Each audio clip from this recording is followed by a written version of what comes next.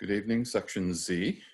We've made it through the material in the Dukeminier casebook, and so I now wanted to do some review lectures on some of the topics that we had studied earlier. A number of students sent me emails suggesting topics that they would like to have reviewed, and all of them that I received related to the material on estates and land, future interests, and the rule against perpetuities. And so I thought what I would do is I would start with a brief overview on the estates and land and future interests, kind of hitting some high points related to those, and then I can do some subsequent shorter lectures going in more depth into particular topics. But let me pull up a sheet that I put together, kind of calling out some of the high points with respect to the different estates and land and future interests that we looked at.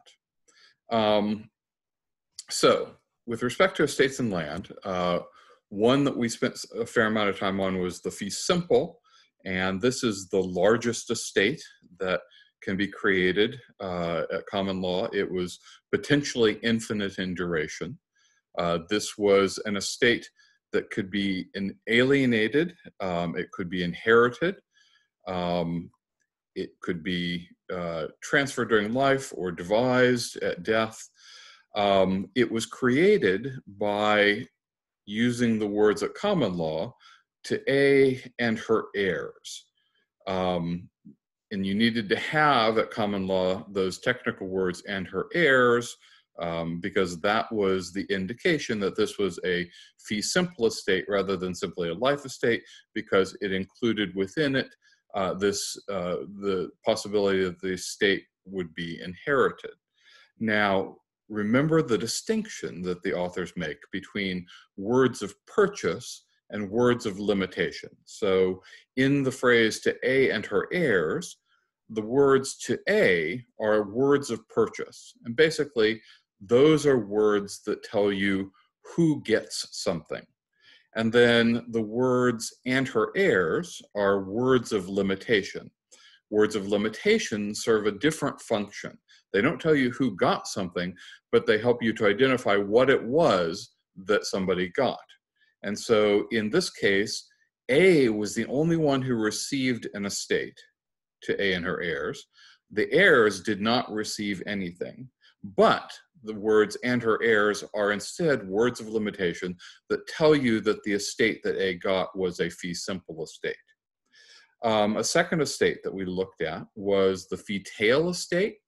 This was an estate where the estate would descend to the lineal descendants of the initial fee tail tenant until that person's bloodline runs out.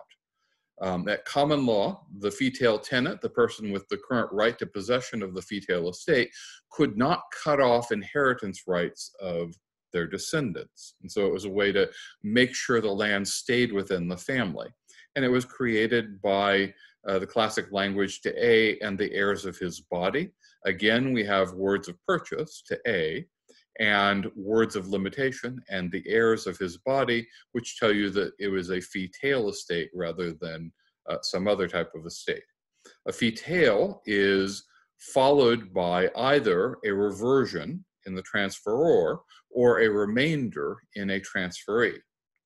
Now, today, the fee tail estate has almost completely disappeared.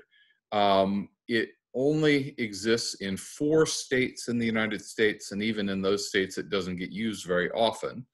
But if you do have a fee tail estate in one of those estates today, the fee tail tenant can disentail the estate during life simply by transferring a fee simple estate to somebody else while they're still alive. If they wait and try to devise it at death, they lose that opportunity, but during life they can disentail the estate and get rid of the entailment, turn it into a fee simple.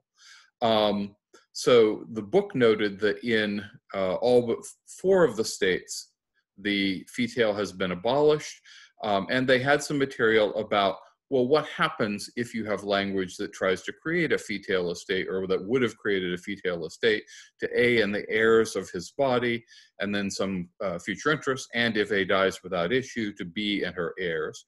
I'm planning to go back and do a short lecture on this issue in particular, but briefly, the authors noted that there were two major ways of dealing with that. One group of states they called Category 1, which with that kind of language would decide that A has a fee simple absolute and that B doesn't have anything. It simply eliminates the future interest in B.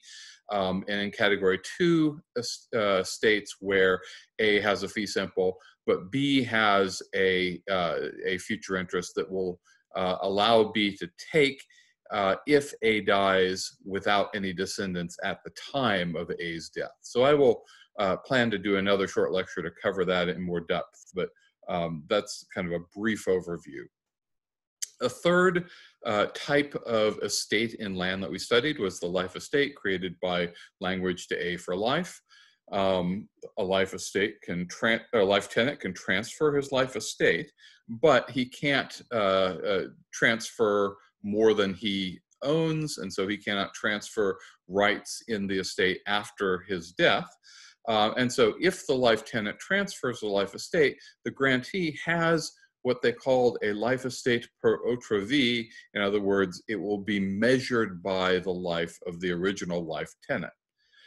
Today, life estates mostly get used in trusts rather than legal life estates in land, and a life estate will be followed by a reversion or a remainder. A fourth kind of estate they call a leasehold estate, or term of years, and so that would be created by something like to A for 10 years or something like that. Often used in landlord-tenant law.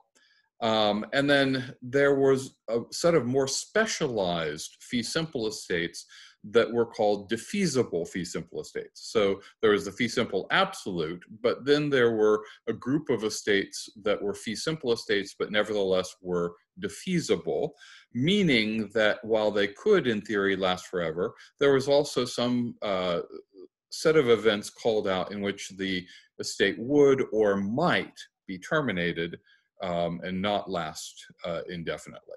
And so the first of the fee simple defeasible estates was called the fee simple determinable. This is an estate that terminates automatically upon the happening of a specified event. It's created by language that suggests that the fee simple is given only up until the stated event happens. And so, to A, so long as the land is used for railroad purposes, or during, or while, just look for language with some kind of durational aspect to it, suggesting the estate is only given up until something in particular happens. A fee simple determinable is followed by a future interest in the transferor called a possibility of reverter. It looks a little bit like a reversion, but technically it is not a reversion because it does not meet our test for a reversion that we will apply or that we'll talk about in a minute. At common law, a possibility of reverter was inheritable, but it wasn't transferable inter vivos. Most states allow transfer inter vivos or devise today, as well as inheritance, but there are some jurisdictions that will still follow that older rule from the common law. A second kind of defeasible fee simple estate, fee simple subject to conditions subsequent. The difference here is that upon happening of the stated event, termination of the estate is not automatic.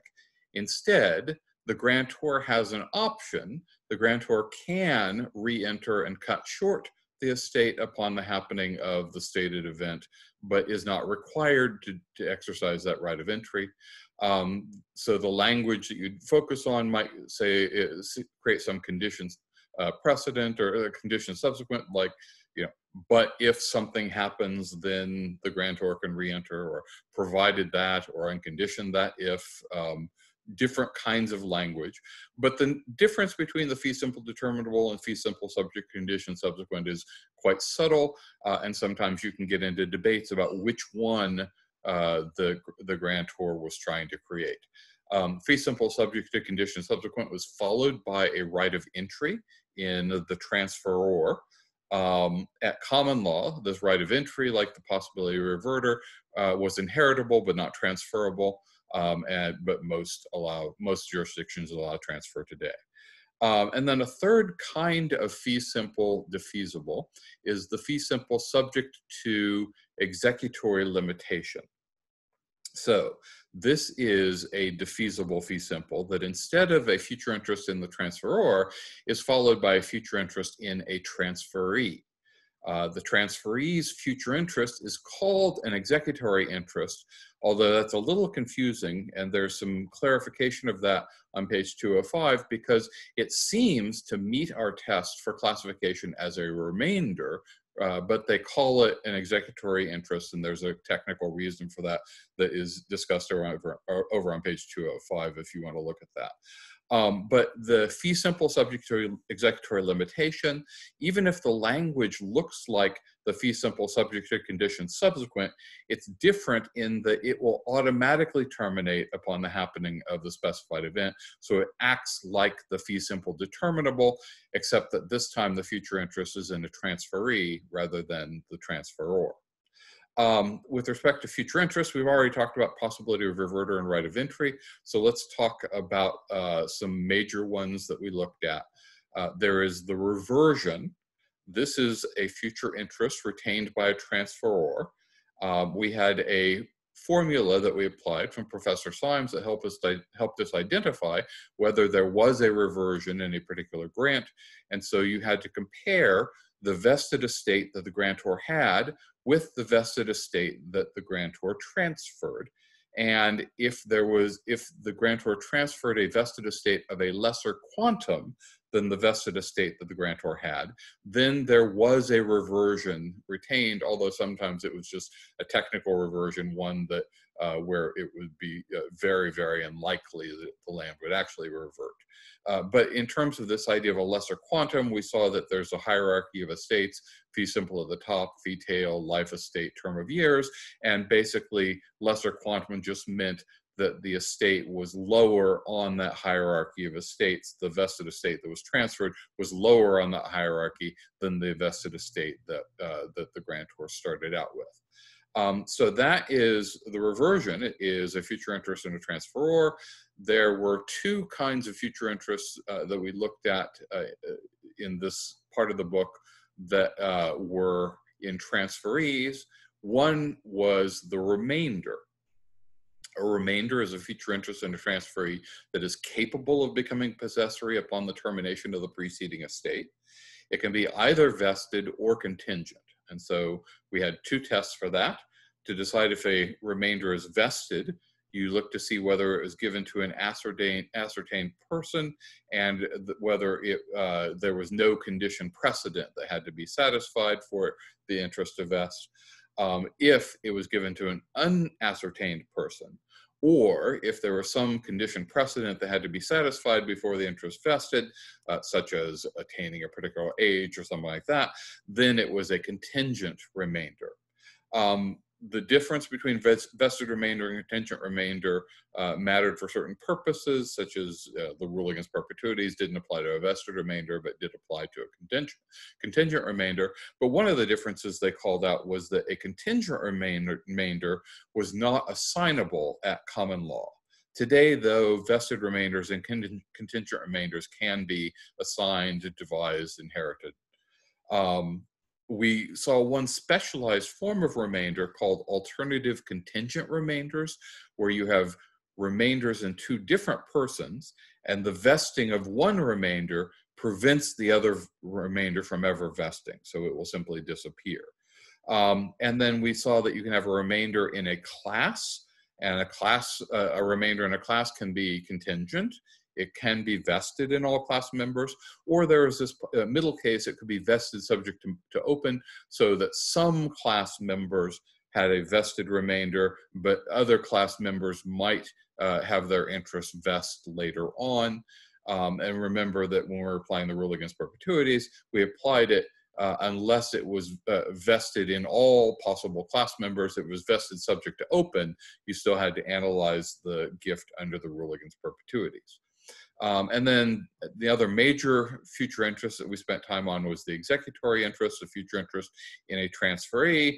And basically the distinction here from a remainder is that an executory interest must divest or cut short some vested interest either in a transferee or in the transferor in order to become possessory. If it would have to divest a vested interest in a transferee, we call it a shifting executory interest. If it would have to divest a vested interest in the transferor, then we call it a springing executory interest.